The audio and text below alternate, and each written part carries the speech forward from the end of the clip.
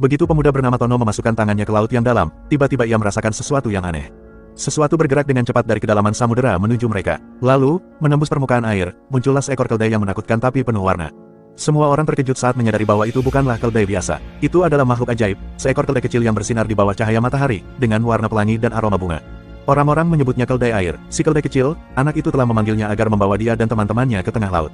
Tanpa membuang waktu, semua orang segera naik ke punggungnya. Dengan kecepatan kilat keledai air, mereka menembus ombak. Perjalanan itu terasa mulus, namun semuanya berubah saat mereka masih berada 100 mil dari laut tujuan.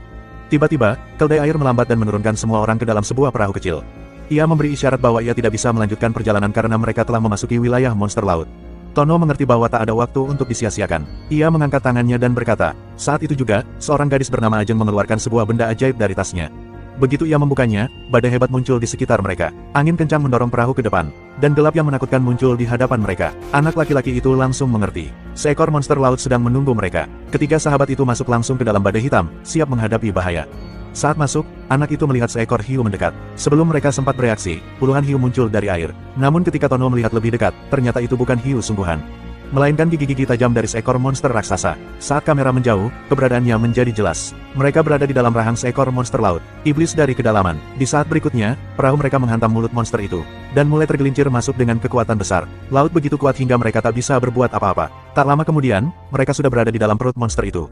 Namun perut itu tidak terlihat seperti perut biasa, melainkan seperti sebuah kota kuno yang tenggelam. Ada kapal-kapal rusak, benda-benda yang hilang, dan keheningan yang menakutkan di mana-mana.